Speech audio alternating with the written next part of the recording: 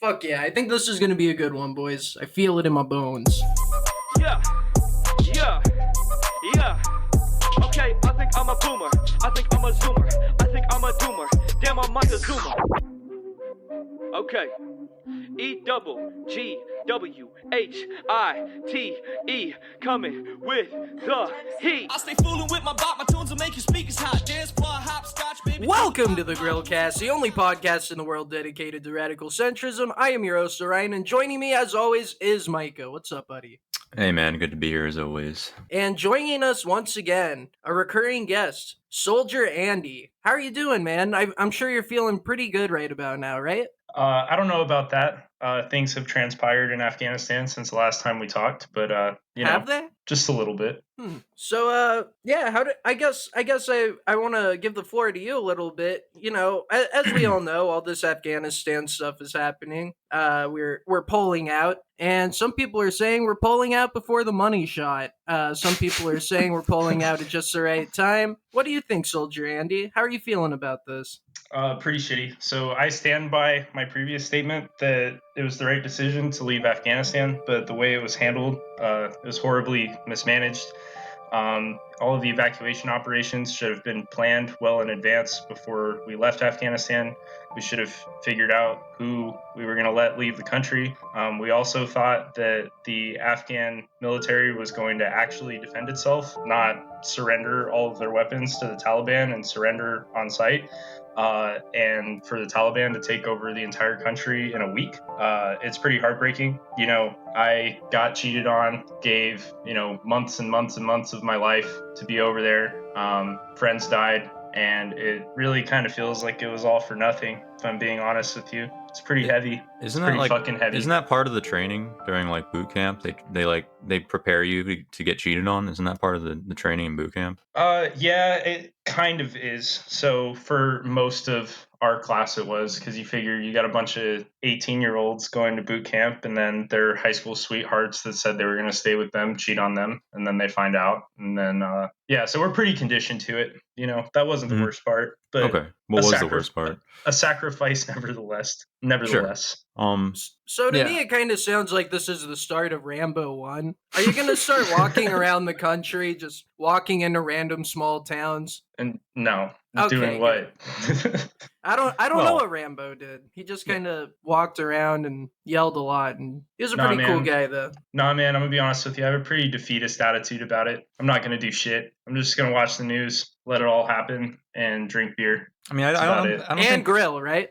And grill. I mean, I don't think we're giving ourselves enough credit. I mean, like, what else could we have really done with our exit strategy? I mean, I think one of the things that we maybe could have done that would have made it a little bit lighter for us all to take is like if our boys out there maybe did like a TikTok video where they're dancing and like throwing up gang signs saying deuces. I mean, but like, what were we really supposed to do?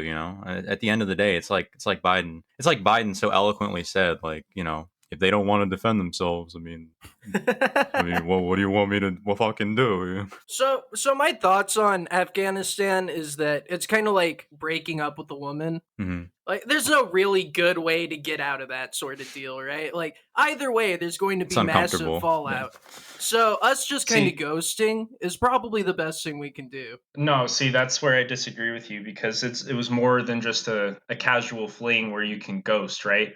So if we're using that metaphor, if you're going to break up with a woman, like let's say your finances are interconnected and you have like mutual friends, like you need to save up money, find a different place to live. Like there's things that you got to do before you make that break. And I think the same thing applies to Afghanistan. So I don't think the ANA, the Afghan National Army, was ever going to truly be ready to defend themselves against the Taliban. I don't think anyone could have predicted for it to happen as fast as it did. But if we were so committed to getting our allies out of Afghanistan, like, first of all, every American in the country should have been evacuated before the last plane left Bagram Airfield, right? Yeah. Except the journalists. Yes. Everyone in the embassy should have been evacuated beforehand. All of our allies that had worked with the Americans, our translators and stuff, they should have already had their paperwork ready to go, ready to leave the country. It just wasn't a very clean exit. Like, I don't think it was going to be good regardless. But whatever. On a more serious note, like, there are some pretty heartwarming, but also like devastating to look at pictures and videos of Afghans outside of the gates of the airport handing their little babies to American and British soldiers, asking them to take them somewhere else. Like, could you imagine going through that as a parent? It's devastating, man. And we could have done a lot better job, but our president is too busy trying to be the wokest leader in the world.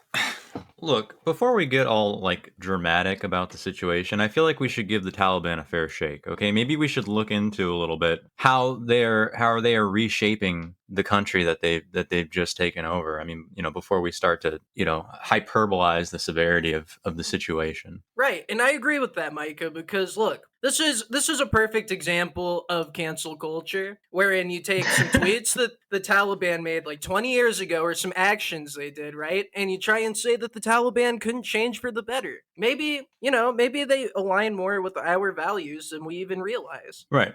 And so, I actually have a few articles and videos to go over of what the Taliban has been up to recently. I guess the first one I'll pull up is a Vice interview where they ask the Taliban about women's rights and what they can expect going forward. So would you believe in the democratic vote, though? So would people be allowed to vote in women politicians?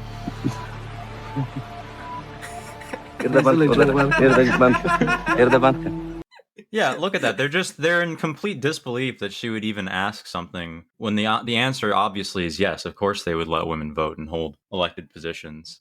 Yeah, of course. They cut that early too, because I'm sure they said, "Stop filming. It's 2021. What do you think?"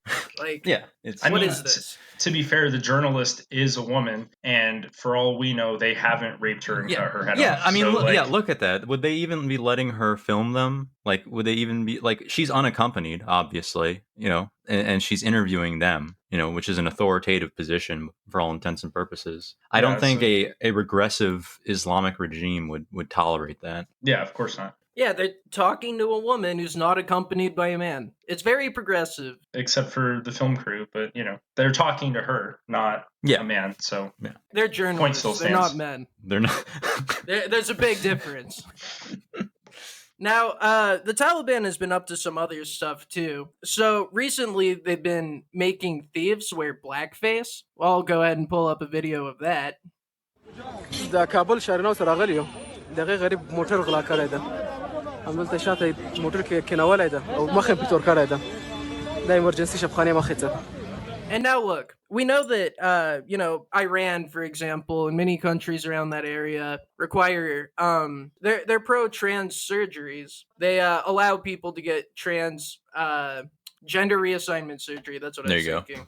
They allow people to get gender reassignment surgery. And I think that this is the Taliban embracing transracialism, where they say, oh, so you're a thief? Well, why didn't you just say so? Well, blackface is only racist if you're white and you do it. So I don't... That's also true. Because only white people can be racist. So seeing them as Afghans doing it, that's not really problematic. I think it's pretty valid. Well, because it's the whole prejudice plus power, and the Taliban doesn't have any power, except for in Afghanistan, where they are in power. Yeah, and it's all about progress. We look at the United States as the same way. We still have a long way to go, but them making someone do blackface and tying them up in public, that's better than cutting their hand off or stoning them. So, progress. Yeah, and to Micah's point, it's institutional power that matters. And the Taliban doesn't have institutional power yet, so this isn't racist unless they obtain that. Exactly. Yeah. I mean, we got to paint a more moderate picture of the Taliban in order to make ourselves feel better as Americans for all of the atrocities that they're probably going to commit in the coming months and years. Well, the thing is about that is that to make ourselves feel better, we're actually paying them reparations because we realize, we've done some wrongs in the country. And so this next video is going to show exactly what reparations we're giving them. Just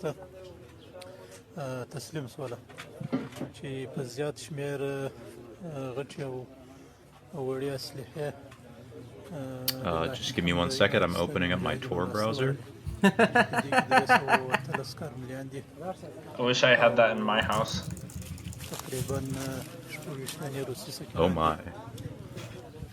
Look at all of those. They're beautiful. They even have different skins. It's like Call of Duty. Got an orange bazooka. Fucking. Dude, they seized our helicopters. The Taliban is like flying around in Black Hawks now, man. It's fucking surreal. So, according to Fox News, fair and balanced news network, as we all know, U.S. weapons seized by the Taliban, 600,000 weapons, 75,000 vehicles, 200 aircrafts, and $85 billion U.S. funding to Afghan army. I don't really know if they can seize 85 billion. Those sound like pretty low numbers, Orion. I mean, like, one could argue that we haven't been generous enough in how much we've left for them. Right. So that's part of the thing is that, when we give reparations, like we're giving reparations to the Taliban right now through this, it's just one of those things that it'll never be enough. Can we really make up? What's the dollar price for a life? Okay, for the lives that we've taken from these Taliban fighters. I don't know, how much is a Tomahawk missile? Yeah, it's pretty expensive, man. And then divide that by like 7 or 8, And look, 85 billion sounds like a lot, but every centrist in the country has already come to the conclusion that our $3.5 trillion infrastructure bill really isn't that much. So it's 85 billion. That's like 2% of that. It's nothing. It's literally nothing. And have we given them tanks even? I don't think so. Yeah, I mean, we haven't even given them tanks. Like, how are they supposed to maintain peace and order during this transitionary period that we've ushered in? We're just setting them up to fail. Yeah. It's the white colonial mindset to say, these dirty savages, they won't be able to do it, so we're just gonna set them up to fail. No tanks. Like, come on. And Andy, you were saying earlier that you agreed that we could probably be doing more for them? Yeah, absolutely. If we want to usher peace into the region, then we need to be willing to make some moves that really show that we're serious about peace in the Middle East. Yeah. I mean, I just don't even know what we would do, man. Like, I don't know. This is hard for me because I'm like trying to like stick with the humor and all this, but it's heartbreaking, dude. Like, you got to think there's women and girls in Afghanistan that have grown up entirely under a U.S. occupation, which is a good thing. So, like, we invaded in 2001, and a little girl born in 2002 is 18, 19 years old, and she's had freedom. She's had the right to vote. She's been able to go to school, get an education, get a job, and now all of a sudden that's all going to change. But I agree. But the real tragedy here is just how much of a pussy the president of Afghanistan, Ashraf Ghani, was for fleeing Kabul. And the fucked up Afghan National Army. Like, I don't even know, man. Like, well, if it makes you feel any better, I did see a CNN article that said that the Taliban says that they're going to be a gentler Taliban. Yeah, they did say that. A gentler, kinder Taliban. Here's the thing. Yeah. Who is the PR company working for the new Taliban? Can I get into this? I feel like I could do some good PR for the Taliban. I bet they have $85 billion or whatever to spend on it. Yeah, there's some money to be made there right now. I mean, but in all seriousness, I mean, Andy, you have to understand, even in your time serving, you had to have kind of in the back of your mind, like, whether or not we left the wrong way or the right way, no matter how fast it was going to occur, we were kind of just delaying the inevitable. Oh, we definitely were. I mean, did you ever see the Vice documentary, This Is What Winning Looks Like? No, I don't. No. Okay, so for our listeners, you should go back and watch it. It shows what working with the Afghan National Army and the Afghan National Police was really like. They're a bunch of boy fuckers. They were high all the time. They didn't really have the will to fight. They would go AWOL just out of nowhere. And that problem was institutional across the country.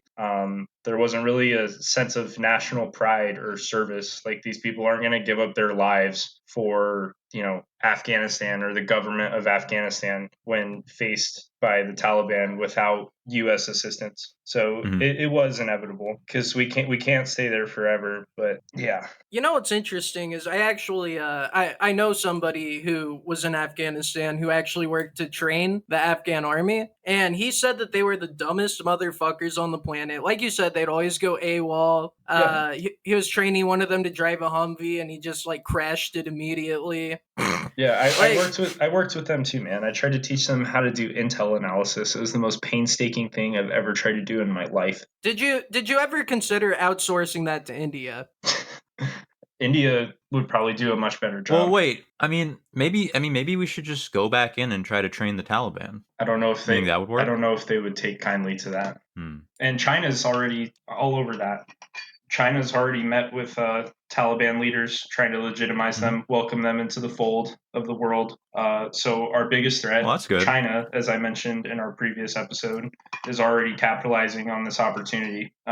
So that's bad also, because now China is going to have more pull and most likely a military presence in one of the most strategic places in the world that we decided to leave. So, that's cool. Well, yeah, it's just a hard situation in general. Like, are we gonna have a 1,000-year Reich in Afghanistan and just stay there forever? Or are we just gonna tell the Chinese, like, look, we already took all the oil. You can have minerals or whatever is there. Well, I mean, the argument was like heroin. So like the argument was we still have a military presence in the Philippines, South Korea, Germany, Japan, like all over the world. And the argument is that we should have just rebranded our occupation of Afghanistan the same way we did with South Korea. Like, we're just there. We're allies. Like, you can go get stationed there, come back. Like, it's not even really a deployment. We're just never leaving, and just say that the war on terror is over and that combat operations in Afghanistan have ceased. And I think we tried that for a little while, but See, whatever. that seems like the best way to do that. That's one thing I like about what the Taliban's doing right now is they're using PR, and they're like, yeah, we're a gentler, kinder Taliban, and we care about you. They come off a lot softer. I think if we had done that effectively, if we had hired the right PR firms to whitewash it for us, then we'd probably still be there today doing the same shit, but under a different brand. I like rebranding. I think that's a very centrist move. That's what we should have done. Well, no, I don't even want to say that. Like, I don't even know anymore, man. I don't even know. I don't know if we should have stayed. I don't know if we should have left. All I know is I feel like my time there was wasted. You're waiting in a sea of confusion. I can hear it. You can hear it in my voice. Yeah, again, this is really sounding like the start of Rambo 1. Which is a great movie, by the way. I love that fucking movie. So I have a couple more things about Joe Biden's response to pulling out of Afghanistan. He's been getting dogpiled on by corporate media unfairly. And it's really for the first time that he's really been dogpiled on. And so I don't know if he's handling it too well. I have a video of him getting pretty pissed off. But we've all seen the pictures. We've seen those hundreds of people packed into a C-17. We've seen I fucking hate Afghans this guy. falling. That was 4 days ago, 5 days ago. What did you think when you first saw those pictures? That was 4 or 5 days ago, man. Yeah, lay off, Jack. That's what I like about Joe Biden. He looks towards the future. Like, what's he gonna do? Like, fucking save those guys falling out the plane, grab a mattress and throw it right under as if it's a comedy film? Joe Biden's the optimist president, okay? We're going through a period of rapid inflation. Just go out and get some ice cream. Okay. Our control over the region of Afghanistan is over. We're pulling out and it's developed into chaos. Just go out and get some ice cream. So like, really, you're never gonna get him into this pessimist defensive attitude where we're making wrong decisions. You're asking the wrong questions, Jack. Yeah, you're asking the wrong questions, Jack. He lives in the present and looks towards the future like a true leader. Like, he can't go back and change anything. He can't go back and like end slavery. Like it's. He would if he could. He would if he could, and everybody knows that, but he can't. So he's looking towards the future. Afghans falling out of planes and splatting to their deaths. That was 4 or 5 days ago, man. Why are you asking me about that? Was it not? I mean, it was. Actually, at the time of that video, it was 2 days prior. But that's the thing, Joe. He doesn't care about the past. Whatever, dude. And you know what else is fucked up about all this? So you have like senior military leadership, like the chief of staff and the sergeant major of the army, and then like all the branches. They're releasing these statements and pushing them out to, like, I got one in my email. It's like this letter is like, your service and sacrifice in Afghanistan was meaningful. You guys did great things. I don't want you to get discouraged or disgruntled because of what's going on in Afghanistan right now. And it pisses me off because it's like, dude, like, you are a 4-star general. Like, you could have done something for this to turn out differently. Maybe not much, but like anyone with any sort of position of power that could have done something for this to not be going the way it is. Like, we don't want to hear from you. Like, a lot of us Afghanistan veterans that are still in are super disgruntled, man. Like, I don't see myself re-enlisting again. Like, I've given my youth, I've been in the Army for almost 7 years now, and I can get out next year if I want to. Like, I just don't see myself sticking it out any longer. And I think a lot of us feel that way. You wouldn't even do it for Joe? No, I wouldn't do it for Joe. Yeah. That's a hard pill to swallow. I'd do anything for that man. I'd let him sniff my daughter. But you know, to I don't know, to expand upon what you were saying in a serious way. You know, with these generals and whatever, I guess what I'm trying to say is that I don't know that there's any way this could have gone differently. And I mean that seriously. I don't think there's a way that we could leave Afghanistan and not have it immediately devolve into being a Taliban-run shithole, because Paradise. Yeah, I'm sorry. That was a slip. That was a slip on my part. I'll self-crit. Because the Taliban, they're led by their beliefs. And their beliefs are so strong that I don't really... And valid. And heckin' cute and valid, you know. Far be it from me to try and colonize them and tell them what they can and can't do. It's not my place as a white man to do that. I just think that they're prepared to do this forever, and we're not. They are. I don't know if there's anything that we could have done differently, and that's what's kind of sad about it, is we were there for 20 years, and we kind of knew that. And we still stayed, and we never ripped off the Band-Aid, and there's a lot of American blood and sacrifice that went into it. You know, there's people that we're not going to get back. I have friends that I will never talk to again, that their kids are being raised without a dad, and that's just kind of that, man. It's really melancholy. It's a really weird time to be alive and reflect on everything that's happened. But yeah, I don't know if there's anything we could have done different. It just sucks. Who knows, man? Yeah, I'm not gonna make any jokes after that. It is sad.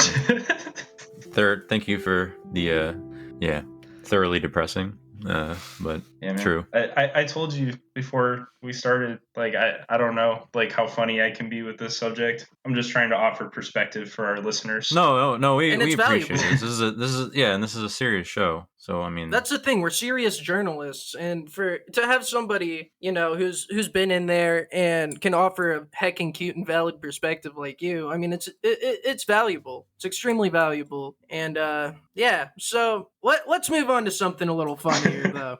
Let's move on to talking about OnlyFans changing its business model from being porn-centric to being a no-porn platform. This honestly might be more devastating to our troops than what's going on in Afghanistan. Dude, it might. That's the thing, and I'm not going to make that joke. So OnlyFans, they announced that they're canceling any hardcore pornographic accounts, and they're going to be only allowing for tasteful, artful nudes, which I feel like is yeah, I feel like that's pretty centrist. It's like, look, we're not going to be Hustler, but we'll be Playboy, and I think that's a good way to go moving forward. Yeah, some people have been kind of confused about it, thinking that it's all nudity, but I'm pretty sure you're actually right about that. Yeah, it is some nudity. Yeah, dude, I'm subscribed on OnlyFans to like a bunch of cooking channels and like photographers that take like pictures of lakes and shit. Like, that's totally what everybody uses OnlyFans for. Should we start a Grillcast OnlyFans? No. No. You won't make any money. Nobody will subscribe to it. Oh, no one's gonna subscribe to it anyways, no matter what platform it is. That doesn't matter. But yeah, so these OnlyFan hoes, they're very mad about this. A lot of them are talking about how it's the only job they can have during COVID, and how their income is at stake, and the $1 million condos that they bought on a 30-year mortgage. Probably that wasn't a great idea to do when you're an e-prostitute. But the real reason that OnlyFans moved to do this is because based queen Rachel Dolezal launched an OnlyFans 1 day prior to One this day. happening. Literally 1 day. Now, for those unfamiliar, Rachel Dolezal is the transracial woman who headed the Spokane, Washington chapter of the NAACP. She was outed as being transracial because, look, with trans people, you can't tell just by looking at them if they're trans, you know? Yeah, they dead raced her.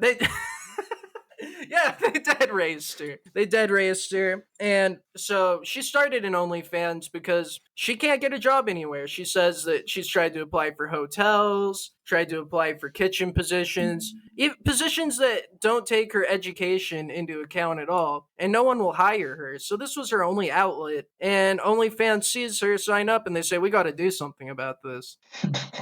Because this is what leftists do. They categorize this as like, oh, well, this is just because OnlyFans hates women and capitalism. They're trying to get more money, which is retarded because obviously they're a porn site. Like, Yeah, they're gonna lose money. They're going to lose a lot of money. If anybody can explain the business strategy behind this move, please do, because I cannot foresee what could possibly happen that would be the saving grace of this website other than nearly underage girls showing themselves off nude. Yeah, well, these thoughts can consider themselves patrolled. I think this is a net good. I think it's a horrible business move for OnlyFans, right? Like they're gonna lose a ton of money. Like I'm just saying, dude. Like I'm not paying $10 a month for like a cooking page. Like you can find everything else. I mean, I don't pay for OnlyFans thoughts anyways, unless I went to high school with them and they put it in their bio, and I get really curious. And that's the trap. There have been unironic tweets from women saying stuff like, you all are laughing now, but like wait until you have nothing to jerk off to, as if there is not a plethora of pornographic content spanning decades. Oh no. That we all have access to for free, as opposed to below average to average looking women. Oh no, I can't jerk off to this 4 out of 10. I'm so devastated. Yeah. I can't pay her, to take a picture of herself squatting over a pile of Legos. Like, yeah. And then, I mean, the thing is too, for Giga Chads like us, like we never had to pay for stuff like that. Like we could just DM the chick on Instagram and she would immediately send us whatever we were asking for. Exactly. Right. Because we're just built different.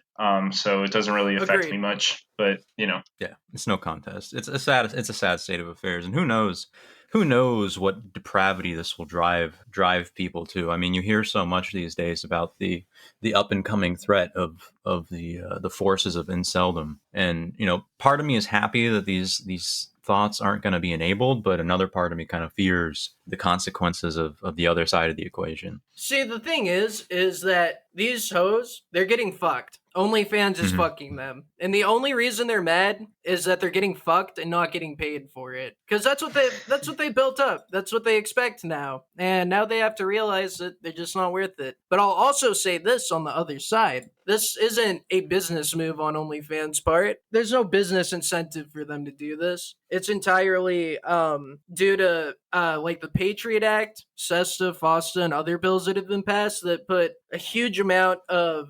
regulation onto payment processors. And not just payment processors, but like Visa, MasterCard. These banks themselves to target, they can be held liable for content that could be potentially illegal or things like that. So if somebody starts an OnlyFans with his ex-girlfriend's nudes or whatever, things like that, there can be a few cases of that, but that's enough that the banks get to a point where they're like, this is too much risk for us to take, even though we're making a lot of money off of this. You have to change this. And rightoids will be very happy about OnlyFans shutting down while not realizing that it's the same problem that's affecting them being able to like get PayPal donations or fucking getting canceled off YouTube. Yeah. It's all payment processors. Yeah. That's entirely the issue. It's not a First Amendment issue. Wow. Just start your own payment processor. You know what they could have done? All of the incels that subscribe to OnlyFans invest in crypto anyways. So they should have just made OnlyFans strictly paid for by cryptocurrency. I'm serious. Like there's ways around it, or just institute a very, very strict like verification process. like kind of how on Bumble or Tinder or whatever you verify yourself by like taking a picture of yourself with your hand on top of your head or something. I don't know. I feel like there were other potential solutions. And now but here's where this gets interesting, is that their verification measures are actually pretty robust. I tried to start an OnlyFans when I got a kitten about a year, 2 years ago. I thought it would be a funny thing, like, ha ha ha, see, my cat real has quick, an is OnlyFans. this kitten an actual cat? Yes. Okay. Yes. Yes, that it's not that type of pussy. Okay, good. And I thought it was funny. I'm like, oh yeah, fresh pussy pics, young pussy pics for sale with the little cat, right? And I got denied, and they said that I can't have an account for an animal. Was I planning to do bestiality? Absolutely not. Which makes no sense. Yeah, it makes no sense. But if they're not a porn website.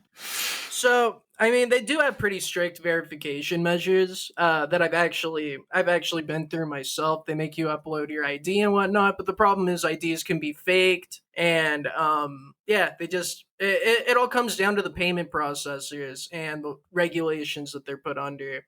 And nothing's going to change as far as rightoids being like, oh, I'm getting canceled off Twitter. I can't have a YouTube channel. Or leftoids being like, I can't sell pictures of my butthole for $5 on OnlyFans. Like, nothing will change until the left and the right unite to attack this fucking beast. Epic handshake moment. I agree. It's not going to happen. I mean, No, another absolutely not. another website is just going to fill the void. Like another platform is just going to become big, and it's just going to be the new OnlyFans. It's exactly what's going to happen. And then the same thing's going to happen, though. Nothing fills the void for these OnlyFans thoughts. They are empty, and they're empty husks of people. Yeah, I mean, this is a net good for society, though, undoubtedly. I'm sorry, it's a net good for what now? For society. Society! It's a net good for society! Well, it may be, it may not be. I will say one last thing as far as OnlyFans, that I did notice that there's some weird grooming going on with OnlyFans as far as I think it was either Hulu or Netflix. I saw that there's an OnlyFans documentary that followed like a couple women's adventures and showed like, oh, I'm on OnlyFans and I saw pictures of my butthole and look, I have this nice house now because of it. That I think was entirely like it was a fluff piece to turn our young women into whores. I mean, another That's happening anyways. Yeah. And I mean, another positive spin to this that people can, kind of think about and look forward to is that, now, when you go out and you have something to eat or you go to a gas station, you'll have like, semi-attractive women servicing you more and more instead of old people. So that'll be nice to get back to. It is nice that we're going to be boosting our labor force. We have had a problem with, with these low-end, unskilled positions being filled at a reasonable price. I went to Walmart at like 8:00 in the afternoon on a Tuesday, and it was busy, and there was like only one cashier, and I was fucking pissed. It's like, people need to go back to work. Yeah. And that's the thing, is they're doing it not because they're getting not enough money to live by working these jobs, but because they're lazy. Exactly. Because, and that's what it is, because they just want to suck on the government teat. Unlike the CEOs of Walmart, they just want to take people. And take. Good, hardworking people. Good, hardworking people. Who are the CEOs of Walmart. Who are trying to trickle down on their workers. They're trying to trickle down on them, and their work, these people won't apply for it because they think they're too good for it. I'll just sell my butthole pictures instead. Yeah, let's see. Yeah, that's not. I'm sure there's some middle ground. I'm sure, but we're not going to get to. Probably there not. always is middle ground. Now, I guess we'll move on. We'll move on to our next little thing. It's just a little thing. Do you remember Donald Trump? Vaguely, somewhat. I know, right? It kind of seems like you don't hear about him anymore. Or like, didn't he have like a board game or something? Yeah, I think he's in like a pizza commercial. And he sold steaks. He was that guy in the WWE that did that guest appearance. Oh, yeah. Yeah, that was great. Yeah, I remember that guy. Yeah, he seemed like a cool guy. Yeah. Well, for some reason, he's doing some weird rally. Like, he's just doing a speech or something. I don't know. But the audience doesn't take well to him. India is doing so well. India is being decimated right now. We did a great job on that. The ventilators, the equipment that we got, the cupboards were all bare, everything that we did. And then we developed a vaccine, 3 vaccines in 3 months, in 9 months. And actually, I'll tell you, it was 3 days less 3 days less than Wow. 9 months. And it's great. And you know what? I believe totally in your freedoms. I do. Bree, you got to do what you have to do. But I recommend take the vaccines. I did it. It's good. Take the vaccines. But you got, no, that's okay. That's all right. You got your freedoms. But I happen to take the vaccine. If it doesn't work, you'll be the first to know, okay? I'll call up Alabama and say, hey, you know what? But it is working. Yeah, so they were not very happy about that. And I like how he starts talking about it, and then he gets booed, and he's like, whoa, wait, guys, come on now, freedom, right? You have your freedom. Freedom? You had me at freedom. Freedom, America. You ever think about that one, guys? I believe 1,000% in compulsory vaccinations. Oh, that's just because you're in the military, and you had to do it. If I have to do it, everyone has to do it, right? I just imagine these people in the audience are sitting there thinking, "Oh my God, my president, he was in the hands of big pharma this entire time. Oh my God." I love how the right like suddenly hates big pharma, but they're against universal health care. Yeah, that's a good point. I haven't thought about that. Like Pfizer is the devil. It's like, well, you kind of been defending their profit margin for since like 2008 when Obama was talking about Obamacare. You guys were like, no. So whatever. They don't understand. They don't know what's going on. They don't really get it. They're like goldfish. Wing cooks are like goldfish. They just think immediately at present. The past doesn't matter or the future doesn't matter. It's just immediately what's happening in front of their eyes, and they hear one thing and they're like, all right, my mind's made up. Let's go. And, probably in a couple years, they'll be defending Big Pharma for some other retarded crap that they're trying to pull. It'll just be on their side this time. See, a better angle for them would have been defending the current American healthcare system because of how quickly we were able to produce the vaccines. Be like, see, universal healthcare never could have done this. That's why America came out with these 3 vaccines quicker than any other country because they came out of the private sector. I mean, not that much quicker. Yeah, well, they're more effective. Like they could have taken that angle, but they're all just stupid and vote against their own interests. What's interesting? What's interesting? We shouldn't really get too much into the effectiveness argument on this show for I agree. Susan appealing purposes. Now, what's interesting about the wing cuck rhetoric regarding vaccines is back when Donald Trump was president. I just remembered his name. I was drawing a blank for a minute there. God, he's just been so gone. But what's interesting about that is there were so many on the Democrat side or even the left saying, "I'll never take a Trump vaccine. There's no way that it's safe. It's been rushed." Blah blah blah. Yeah. And literally as soon as Joe Biden becomes president, they just flip an immediate 180 and they're like, "Yeah, well, it's good now. It's all good." It's the most blatantly apparent hypocrisy regarding this issue, and there's just no apologies about it, and it's total denial when you bring that sort of thing up. But the centrist Giga Chad understands that no matter who the president is, that science always wins. I agree. All right. Well, yes. I guess that wraps up the show. Soldier Andy, thank you for coming on. Do you have any final thoughts? No. I just want to say a quick, shout out is not the right word, but a quick prayer for my fellow Afghanistan veterans. Reach out if you're feeling some type of way about everything going on. Reach out to a fellow veteran. Our buddies that have given their lives, their service and their sacrifice was not in vain. And you should be proud of what you've accomplished over there, no matter how much this all sucks. So sorry to end it on such a dark note. No, it's true, and we definitely appreciate it. Yeah. On a serious, all jokes aside, on a serious note, it is really dark for a lot of the veterans coming out of that. So, yeah. Well, anyway, peace out, Mike. Peace out, Mike Grillos. Yeah, I'm old as a boomer. My mind said on Zoomer. Everything cooler, long as I'm not Laura Loomer. If you think I'm not number one, I just spelled that rumor. Hit that victory royale on some motherfucking coochie. Default dance on a bitch. Hit the default dance on a bitch. Floss dance while I'm flossing in the whip. Victory royale when that chopper hit. Self-incrimination, I have no participation. News keep asking out on station. You can't have my conversation.